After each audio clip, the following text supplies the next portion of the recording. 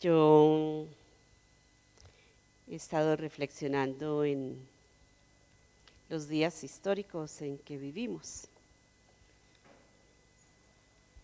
Le estaba preguntando, bajando aquí para la capilla, a Eduardo, quien viene del precioso departamento de Boyacá, si él había oído las historias de los chulavitas.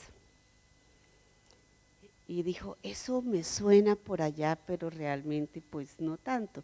Le dije, él es muy joven para haber oído de eso. Yo crecí oyendo hablar de los chulavitas. Fernando también, eso habla de nuestra edad, querido Fernando. Jóvenes. Los chulavitas y los pájaros son los predecesores, fueron el ambiente en que conformó el caldo de cultivo, de lo que más tarde, pues donde se creó lo que es, lo que llegó a ser la guerrilla de las FARC, y realmente eran días de guerra civil. La guerra civil no empezó con las FARC, empezó mucho antes. Los chulavitas y los pájaros eran actores armados por los partidos liberal y conservador en los años de la violencia en la historia del país. En esos días la iglesia evangélica era más bien, los chulavitas estaban armados por el Partido Conservador. Los pájaros también, había otros grupos, los chulavitas operaban más bien en la zona de Boyacá, los pájaros en la zona del Valle, y había otros grupos con tendencias un poquito más hacia la izquierda, armados por el Partido Liberal, que operaban mucho en las zonas del Tolima y las zonas de Cundinamarca. La iglesia evangélica, muy acosada por los chulavitas y los pájaros y por el ejército, vivió esos tiempos de la violencia. Hay tesis doctorales a propósito sobre la iglesia evangélica y el periodo de la violencia, que terminó con el primer plebiscito en términos oficiales, porque realmente no, algunos dicen que siguió hasta el año 66, con el primer plebiscito en el año de 1957, primera vez que las mujeres votaron en la historia política de este país. Pero la iglesia más bien en esos años de la violencia fue hostigada y vivió los años, esa experiencia de guerra civil, tratando de sobrevivir, con una pasión increíble por la evangelización, pero muy concentrada en sobrevivir. Entonces se aisló mucho, se declaró apolítica, aunque obviamente era protegida también por el Partido Liberal, no porque ellos querían ser evangélicos, más bien era una jugada política, pero se declaró apolítica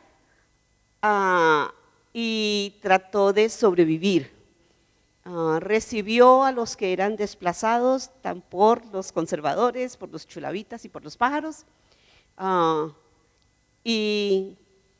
pero fue una época de mucho servicio de la iglesia en términos de fundar escuelas, porque los hijos de los evangélicos no éramos recibidos en los colegios católicos, y de fundar instituciones de servicio en el país. ¿Por qué les cuento esto? Porque hay una pregunta muy importante que leemos con frecuencia en el Evangelio de Lucas. En el Evangelio de Lucas resulta que un experto en la ley, un profesor de seminario o un graduado del seminario, para poner a prueba a Jesús, estoy leyendo en el capítulo 10, versículo 25, se acerca y le pregunta: Maestro, ¿y qué tengo que hacer para heredar la vida eterna? Una pregunta muy apropiada para alguien que se ocupa de las cosas de la ley de Dios, ¿cierto?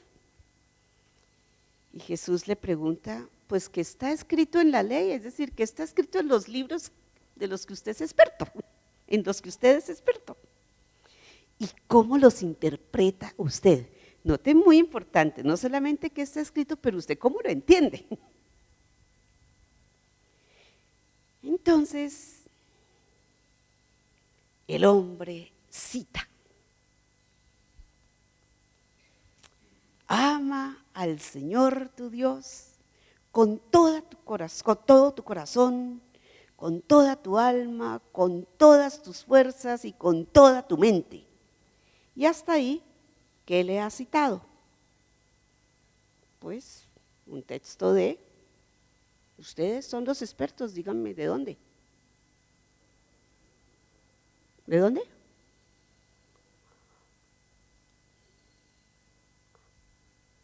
¿De dónde? Deuteronomio. Y le dice, y ama a tu prójimo como a ti mismo. ¿Y de dónde le está citando ahora? Levítico. El doctor de la ley, el experto, une dos textos para decir, mire, lo que yo leo e interpreto es que estas dos cosas van juntas. Está dando su interpretación. Y Jesús le dice, bien contestado, pues vaya, haga eso y vivirá correctico. Es decir, que la piedad, la vida en relación con Dios, el culto a Dios, apasionado, integral, con toda, va de la mano y es concomitante con el amor al prójimo. Que ese es el orden correcto, que ese es el acercamiento correcto a la realidad, que el culto a Dios y el amor al prójimo son dos caras, son dos componentes inseparables de la vida, de la piedad. Jesús le dijo, así es, vaya y hágalo. Y a propósito le contesta al hombre, porque el hombre quiere justificarse y le pregunta quién es su prójimo, y ustedes saben la historia con que Jesús le contesta, que siempre la leemos muy piadosamente y solamente en términos de retar las presuposiciones religiosas. Jesús estaba retando las presuposiciones políticas también, y la historia política. Por eso es muy importante para el momento político de nuestro país. Cuando la iglesia está llamada a asumir también la responsabilidad de amar al prójimo y de vivir su piedad en términos de cómo miramos a otros en nuestro contexto, en las realidades políticas que nos ha tocado vivir, ya no solamente para sobrevivir, sino para mirar cómo somos fieles para vivir, pero vivir en términos de la pregunta del experto, para heredar la vida eterna. ¿Qué significa hoy para nosotros? Amar a Dios y amar al prójimo. Nada más pertinente que hablar en la capilla del seminario, donde se forman los expertos en la ley, hablar de este tema. ¿Qué significa hoy en la realidad política nuestra? Eso de amar al prójimo, porque la respuesta de Jesús era muy cargada políticamente. Por eso, para nutrir nuestro culto a Dios, no solamente de cantar que nos ha amado y nos ha entregado salvación, pero para nutrir nuestra piedad de entender cuáles son los retos para vivir como su pueblo en términos de la misión de Dios y ser fieles en amar al prójimo, que implica nuestra responsabilidad de amar a los que nos rodean, ¿cierto? Les he pedido al doctor Fernando Mosquera, quien ha dedicado tanto de su vida como ciudadano del reino de Dios,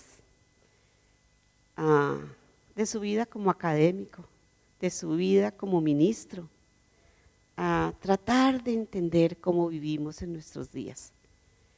He invitado al profesor Guillermo Mejía, me encanta decirle doctor, él dice que no, pero yo puedo decirle doctor, que ha dedicado tantos años de su vida a entender la realidad de nuestro país, a representar a nuestro país ante países en otros, ante estados extranjeros, a explicar nuestro país, pero que ha crecido en medio de las realidades de nuestro país, ambos, y a explicarles y a procurado vivirlas, han procurado vivirlas con integridad, eso de amar a Dios y amar al prójimo.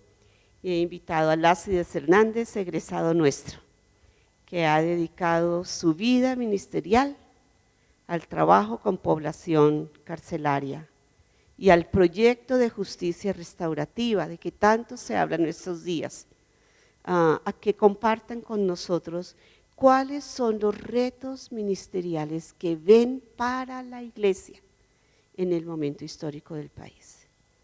Noten, el propósito nuestro es entender a qué nos invita el momento histórico que estamos viviendo.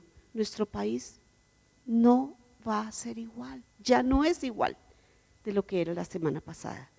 ¿Y a qué nos invita Dios? En términos de amarlo a Él y amar al prójimo en este momento histórico. Les voy a pedir que vengan al frente, hay 3 sillitas adelante, vamos a jugar a quién está en el banquillo. Cada uno de ustedes va a tener 10 minutos para exponernos esos retos que están planteando.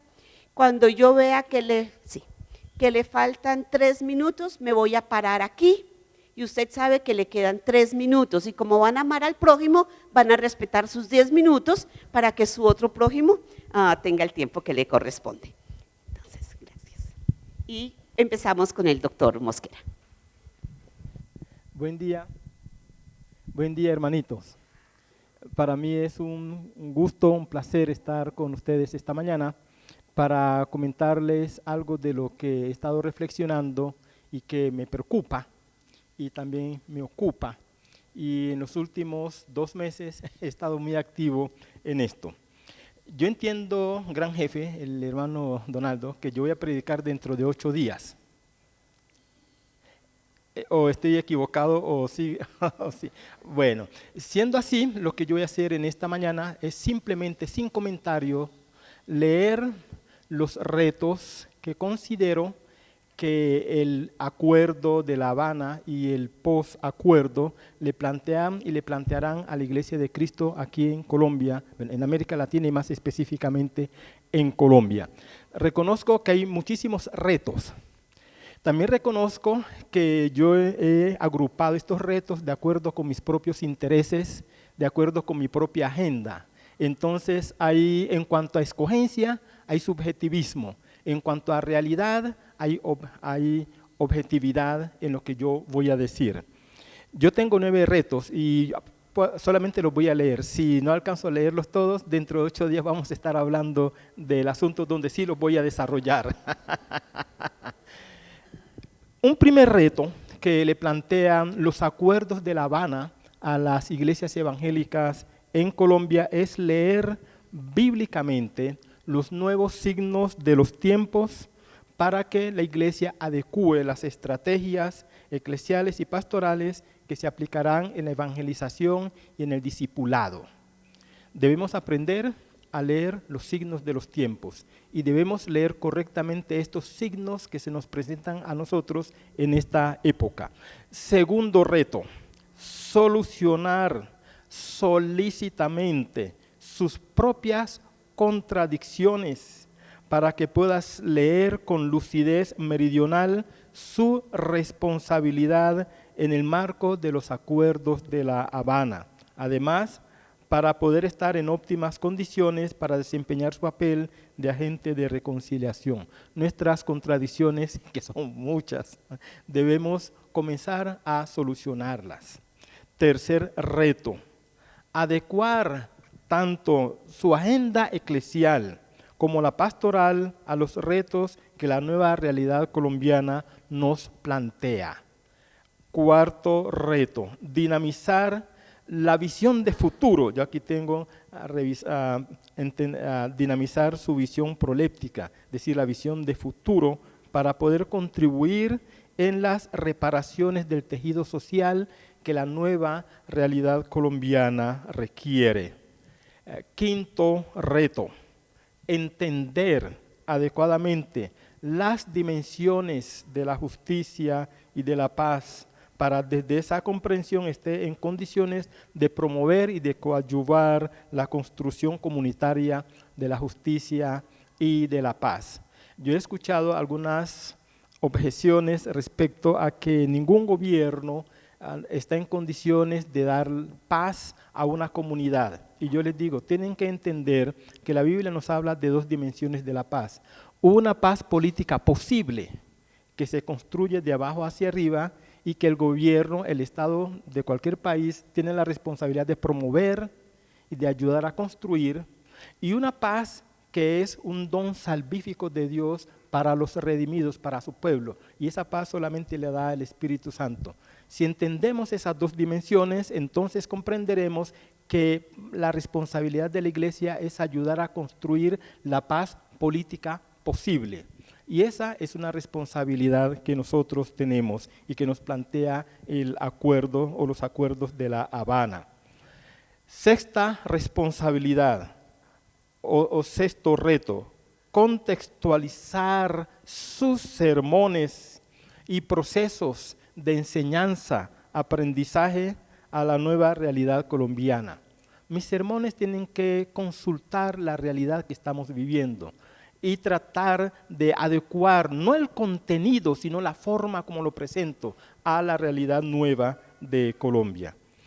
Séptimo reto, y préstenle mucha atención a esto, dejar de trivializar el Evangelio para concentrarse en lo fundamental y en la centralidad del mismo, es decir, en la centralidad del Evangelio. La centralidad es la cruz. Para la reconstrucción del corazón destrozado por el dolor, el odio, la amargura, el resentimiento, el luto y la pérdida de esperanza provocados por la violencia que trajo el conflicto armado en Colombia. Para que esto sea posible, debe apropiarse del amor servicial, compasivo y misericordioso como evidencia de la presencia de Dios en medio de su pueblo. Por trivialización, quiero significar el hecho que muchos sermones están dirigidos a promover los programas de la iglesia, a satisfacer intereses de sectores ministeriales de la iglesia, a entretener a la feligresía, a promover la codicia, estoy hablando ahora de la teología de la prosperidad, promover la codicia y también a callar conciencias culpables. Muchos sermones sirven esos propósitos y a eso llamo trivialización del Evangelio. Octavo reto, promover, impulsar y aplicar la práctica de la justicia restaurativa. Uno de los máximos expositores, representantes de la justicia restaurativa en Colombia, lo tengo a mi siniestra. Y noveno, contribuir eficazmente en la construcción de ciudadanía. He dicho. Felicito. ¿Sigue él o sigo yo? Muy buenos días para todos. Doctora Elizabeth, muchas gracias por la invitación. Bueno, como ustedes han leído el documento, saben que todo lo que se contempla en el documento acerca de las víctimas tiene un alto componente de justicia restaurativa. Y creo que allí se concentra una enorme oportunidad, pero también un enorme desafío para todos nosotros, para la Iglesia del Señor en Colombia. Para poder entender bien lo de la justicia restaurativa, tenemos que también comprender el tema de justicia penal. Y ustedes pueden ver por la reacción que hay en Colombia, sobre todo los que están liderando el no. Sinceramente, eso es lo que se refleja de lo que es la justicia penal, porque así es como hemos sido formados. Yo he estado en auditorios donde he hecho desafíos en algunas universidades a que las facultades de Derecho necesariamente van a tener que contemplar a futuro la preparación de sus abogados en el tema de justicia restaurativa, abogados que lo formemos para ser mediadores, abogados que lo formemos para ser conciliadores en una sociedad como la nuestra, donde hay tantas víctimas. La justicia penal contemporánea o la justicia tradicional, ustedes saben, se concentra en el ofensor y en el castigo. Y uno, cuando hay crímenes, cuando hay tanto daño en una sociedad como la nuestra, la primera reacción es esa: exigimos castigo, porque esa es la justicia que nos ha regido. Y por eso existen las prisiones, que son el lugar donde se castiga al ofensor. Pero tenemos que ponernos a pensar y reflexionar profundamente si esa justicia es realmente efectiva. ¿Realmente logra su propósito? Y tenemos que concluir: no ha logrado su propósito. Es una justicia costosa, es una justicia que no rehabilita, no recupera a las personas que van ahí. Si no fuera por el trabajo de la Iglesia alrededor del mundo, dentro de las prisiones estuvieran en unas condiciones peores. Entonces, la justicia penal se concentra en esos dos elementos: castigo y ofensor. La propuesta de la justicia restaurativa es mucho más holística, es una justicia que viene a complementar a la justicia penal, no viene con la intención de reemplazarla, pero sí de complementarla, porque la justicia restaurativa se concentra en los daños, en las víctimas, y por supuesto no deja por fuera al ofensor. La justicia penal responde 3 preguntas: ¿qué leyes fueron violadas? ¿Quién lo hizo? ¿Y cuál es el castigo que esa persona merece? Noten ustedes que todo se concentra en castigo y en ofensor. Mientras que la justicia restaurativa hace preguntas mucho más abiertas y mucho más profundas. ¿Quién fue dañado? ¿Quién fue lastimado? ¿De quién es la responsabilidad de reparar ese daño? ¿Y cómo debe ser el acompañamiento para que esa persona compense el daño que causó? Cuando yo conocí por primera vez el concepto de justicia restaurativa y trabajando en un medio de victimarios, me llevó a pensar: ¿qué estamos haciendo nosotros por las víctimas? Nos hemos concentrado en el tema de tratamiento a los ofensores, pero ¿qué estamos haciendo con las víctimas? Y por eso hicimos un giro a nivel ministerial de trabajar también con las víctimas y de buscar la manera de reconciliarlos con los victimarios. Y eso hemos estado haciendo los últimos 12 años. La justicia restaurativa en Colombia tiene un marco jurídico, y esa es una ventaja, y me imagino que ahora que está contemplada también en este proceso, debería ese marco ampliarse porque está muy limitado. Entonces, yo creo que la justicia restaurativa tiene fundamentos bíblicos, está fundamentada desde el Antiguo Testamento hasta el Nuevo Testamento. Hay muchos ejemplos de justicia restaurativa en las Escrituras, y creo que ahí es donde la Iglesia tiene una enorme oportunidad. Nosotros hemos venido desarrollando procesos en comunidades afectadas por la guerra, donde vinculamos a las víctimas de esa comunidad y las sentamos en círculos con victimarios, y hemos visto el impacto que causa la justicia restaurativa en esas comunidades. De modo que yo creo que tendríamos que profundizar más en conocer las bondades de la justicia restaurativa Creo que Colombia todavía no está preparado. Fíjense que legalmente en nuestra Constitución, cuando se reformó la Constitución para que se incluyera la justicia restaurativa, en los últimos 12 años poco se ha avanzado en ello. Los que más hemos avanzado han sido organizaciones como las nuestras, otra organización en Cali, liderada por una comunidad católica, y en algunas universidades que han tomado iniciativa de formar y de incluir dentro de su pensum académico el concepto o el tema de justicia restaurativa. De modo que yo creo que es una oportunidad inmensa ver lo que hay contemplado en el documento de los acuerdos, porque creo que sobre eso hay una carta de navegación muy importante donde podemos nosotros trabajar a profundidad el tema de la justicia restaurativa en Colombia. Se están portando muy bien en cuanto al tiempo, ¿cierto, rectora?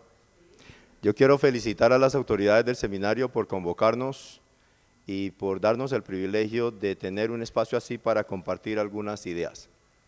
Estaba orando al Señor para que estos sean tiempos de iluminación para su iglesia, de ilustración, de sabiduría y de discernimiento. Quiero tocar 4 puntos de manera breve. Uno es la acogida y el referente internacional de lo que está sucediendo en Colombia. Acogida y referente internacional de lo que está sucediendo en Colombia. Segundo lugar, algo sobre la Corte Penal Internacional. En tercer lugar, lo que yo estoy llamando desplibicitar. Y cuarto punto es el miedo de los que tiran la piedra y esconden la mano. En el primer punto es algo muy personal, la acogida y el referente internacional de lo que está sucediendo en Colombia, porque gran parte de mi renuncia a la carrera diplomática que tuve por más de 20 años viene del libro de Joel, cuando después del anuncio profético de los castigos de Dios por la injusticia de los hombres, hay promesas. Y una de esas promesas me toca a mí personalmente porque yo la apropié de manera personal para mi país. Dice Joel capítulo 2, en el versículo 19, última parte, no volveré a entregarlos al oprobio entre las naciones. Y en el mismo capítulo, versículo 26, la promesa del Señor es, nunca más será avergonzado mi pueblo. Eso me lo encontré en una de las escuelitas, uno de los retiros de las escuelitas hace muchos años, un ejercicio espiritual que teníamos. Yo era diplomático todavía y eso me penetró el corazón porque yo había vivido en carne propia la vergüenza que Colombia ha sido por muchos años entre las naciones, a todo nivel. Colombia ha sido una vergüenza entre las naciones. Pero en esos días ha sido una experiencia espiritual muy bonita y me alegró que un colega en estos días de aquí del seminario me compartía que también ha tenido experiencias aún de llorar por lo que está pasando en Colombia, lágrimas de felicidad. Yo he tenido una experiencia así, porque lo que yo he vivido como ex diplomático de Colombia y he visto lo que está pasando en el concierto internacional es lo siguiente. En vez de vergüenza, hay una admiración y una acogida por el concierto internacional de los 193 naciones que hay en este mundo, por lo que está pasando en Colombia. Colombia, en lo que está sucediendo aquí, ha sido recibido como una luz en medio de la oscuridad. No sé si ustedes notaron en la presentación de la firma de los acuerdos, un mono alto al lado del presidente Santos. Estaba el presidente Fidel Castro, estaba Timoleón Jiménez, estaba el presidente Santos y estaba un mono alto. Y uno me pregunta, ¿y ese señor qué hace allí parado? ¿De dónde es? Pues ese es el ministro de Relaciones Exteriores de Noruega, país garante de lo que está pasando. A Noruega no se le puede decir que es de izquierda ni de derecha, es un país que ha salido adelante, era muy pobre no hace muchos años, descubrieron petróleo, lo almacenan bien y es un referente importante en el mundo del país de Noruega y decidió acompañarnos porque una de sus apuestas es apuesta por la paz en el mundo y ellos están muy contentos por lo que está pasando en Colombia y mandaron a su ministro de Relaciones Exteriores para que fuese garante de los acuerdos de paz. Pero no solamente él, Hay otro que es de nuestra antípoda, que es Nueva Zelanda. Estuvo el ministro de Relaciones Exteriores, que por estos días es el presidente del Consejo de Seguridad de las Naciones Unidas, y estuvo allí, no allí en Cartagena, pero estuvo en Nueva York, respaldando lo que está pasando. La emoción que yo me llevé cuando vi el Consejo de Seguridad, que es la más alta autoridad internacional para el mantenimiento y la procura de la paz en el mundo, es el Consejo de Seguridad de las Naciones Unidas, de manera unánime y de pie, el Consejo de Seguridad de las Naciones Unidas, 15 miembros, 5 permanentes y 10 no permanentes, de pie, cada uno de sus representantes de las Naciones Unidas, avalando, apoyando, estando agradecidos por lo que está pasando en Colombia. Entonces, esas reflexiones de que ha habido una acogida internacional, la Asamblea General de las Naciones Unidas que se reúne en septiembre en Nueva York, está de plácemes. No hay una voz oficial en el mundo disonante en contra de lo que está pasando en Colombia. Repito, no hay una voz oficial disonante de lo que está pasando en Colombia.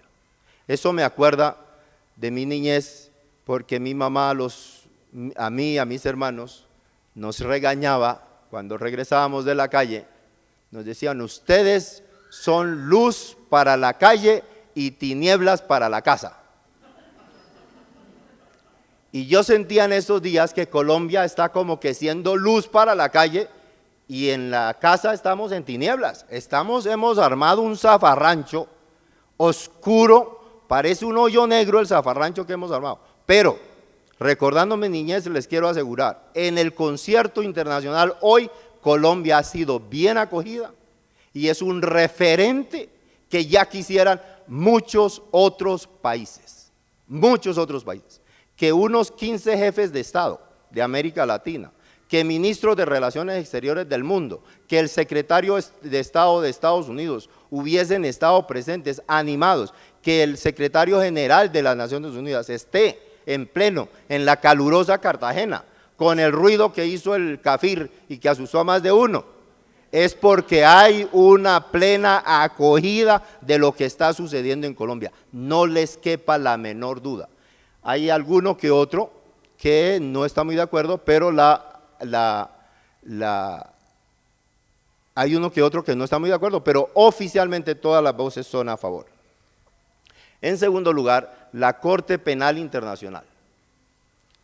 Aquí tenemos un zafarrancho con que si va a haber justicia o no justicia, pero Colombia en el año 2002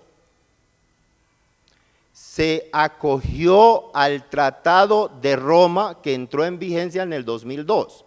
El Tratado de Roma es el tratado que los países del mundo que son partes del tratado acordaron como el referente para juzgar crímenes de lesa humanidad y crímenes de guerra.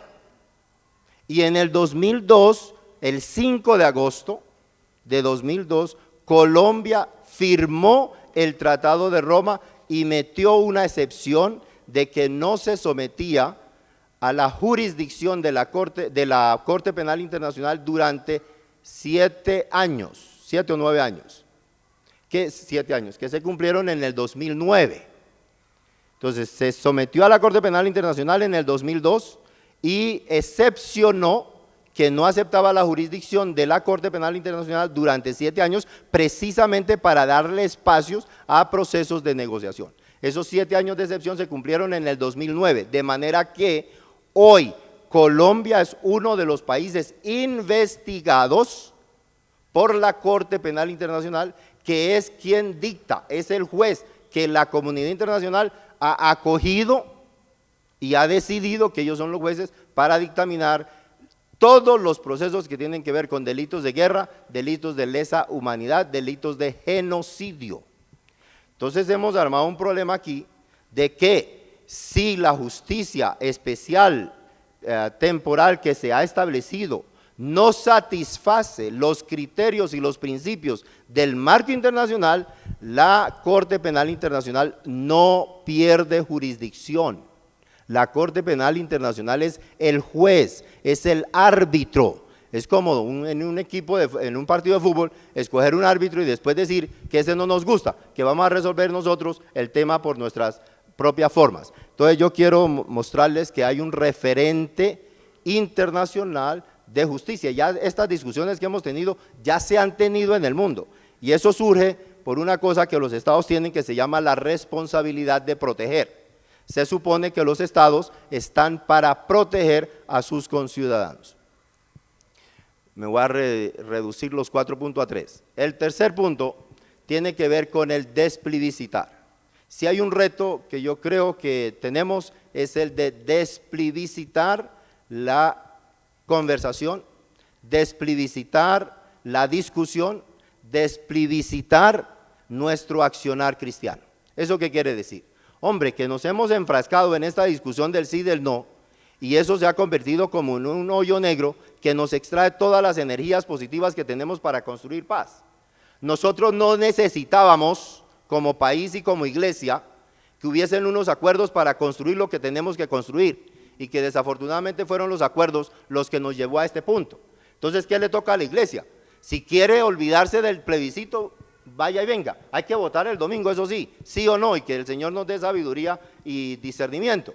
Pero nosotros tenemos tareas establecidas desde antes de los acuerdos, por fuera de los acuerdos, que están ahí sentados en la palabra de Dios. La señora rectora esta mañana nos mostraba el camino. Siempre ha estado ahí el corazón de Dios a favor de la justicia social, reforma rural integral, todo lo que está establecido ahí, la centralidad de las víctimas están allí en ese punto. Entonces, un poco desplebiscitar la discusión, lo que el hermano Fernando decía, de construcción de ciudadanía.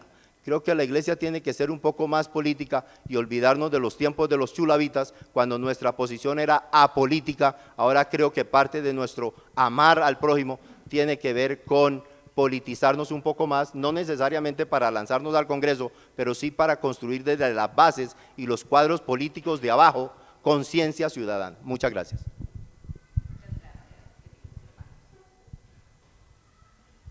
Hemos escuchado, creo que mucho para digerir, pero posiblemente son cosas que a ustedes les han planteado preguntas o que han evocado preguntas que ya tienen.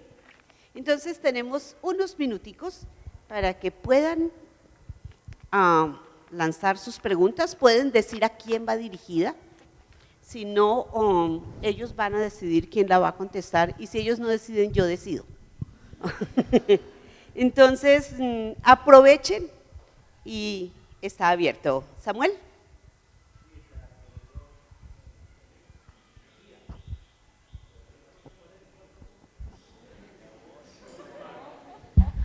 Para el profesor Mejía, ¿en qué consiste el cuarto punto? No, el cuarto punto rápidamente es que la señora rectora me estaba llamando la atención al tiempo y tiene toda la razón. En estas cosas, señora rectora, en las reuniones internacionales se les da también minutos específicos, pero había uno, Fidel Castro, que cuando iba a las Naciones Unidas cogía un pañuelo blanco y se lo ponía sobre el reloj y se olvidaba del tiempo. El cuarto punto tiene que ver con esto. Uno de los elementos importantes de los acuerdos es el descubrimiento de la verdad. No solamente la que nos van a decir los criminales, porque a los criminales no les queremos que vayan a decir toda la verdad, sino que las instituciones establecidas en los acuerdos van a abrir los libros de la Comisión de la Verdad. Entonces aquí va a haber mucha más verdad de la que hemos tenido hasta ahora. Y a mí me preocupa que mucho de lo que está pasando en Colombia, el zafarrancho que hemos armado, tiene que ver con personas, empresas que han hostigado, incitado a la guerra, y que ahora cuando los libros sean abiertos, ellos van a salir a la luz pública. Entonces a ellos son los que les ha interesado mantener esta guerra y esta impunidad que hemos tenido en Colombia por secula seculorum, ad infinitum. Entonces yo creo que hay mucho miedo de aquellos que han tirado la piedra y han escondido la mano, que no salen a la luz pública, ni son paramilitares que han estado en el campo, ni son guerrilleros, ni son fuerzas armadas que han también participado de crímenes de guerra, sino que son personas de bien, pero que realmente han instigado el infierno que hemos vivido en Colombia, y que ellos van a salir a la luz pública y están preocupados de que haya miedo de que salgan a la luz pública. Profesor Guillermo,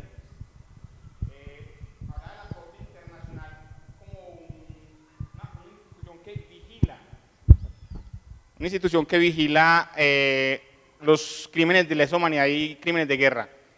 Ellos, como jueces de Colombia, han revisado, han mirado, han visto los acuerdos y han dado su aval a lo que sí se ha acordado, que es lo que hoy se dice en Colombia, que va a haber impunidad y va a generar todos estos procesos negativos en Colombia. Hay 3 instancias que pueden llevar casos a la Corte Penal Internacional, que son un Estado, la Corte Penal Internacional misma y el fiscal. Hay un fiscal, el sistema de la Corte Penal Internacional opera muy parecido al nuestro. Entonces hay un fiscal, el fiscal anterior, Luis Moreno Ocampo, que fue fiscal de la Corte Penal Internacional durante más de 7 años, español, está aquí en Colombia en estos días. Ayer dijo que los acuerdos de paz les parecía una obra de Van Gogh, una obra de arte como de Van Gogh. Y Fatou Bensouda, creo que se llama la actual fiscal, ha hecho un pronunciamiento sobre el beneplácito que le parece a la fiscal general de la Corte Penal Internacional de los acuerdos. Pero eso no quiere decir que ya han hecho una decisión sobre los acuerdos. Es decir, mañana más tarde llega otro fiscal y puede decidir que no ha habido suficiente justicia en Colombia y los lleva a la Corte Penal Internacional.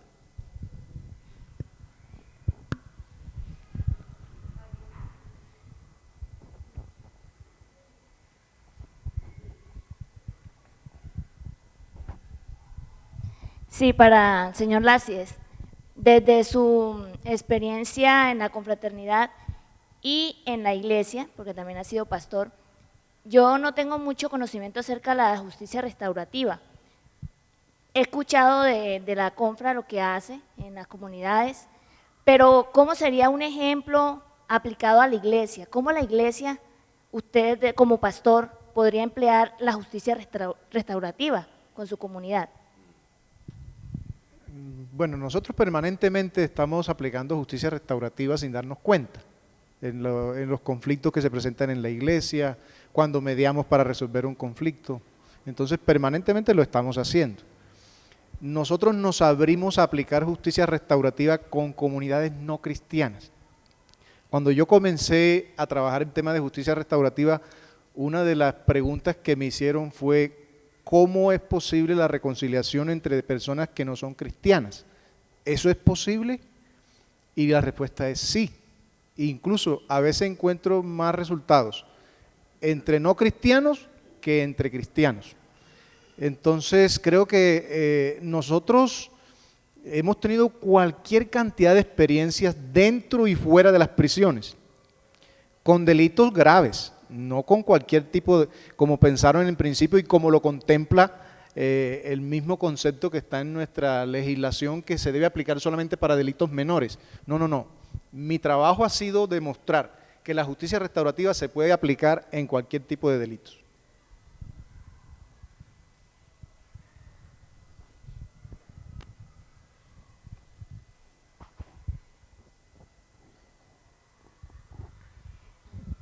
Como se trata de un ejercicio de nuestra piedad, no basta con ser informados. La piedad que no nos lleva a reconocer al Señor a quien confesamos amar, conocer y amar, y no nos lleva a postrarnos ante Él y a reconocer que los retos de ser fieles nos quedan grandes. Por tanto, nuestra obediencia es cortica, miope, y dependemos de su espíritu para llevarnos a la obediencia. No es piedad. Me parece que es muy importante que dediquemos los próximos minutos precisamente a la oración. No sin antes darles gracias, profesor Mosquera, querido Lácides, querido Guillermo, querido también Fernando. Gracias por compartir con nosotros del corazón, de la vida, y esperamos otras oportunidades de seguir escuchando. Muchas gracias.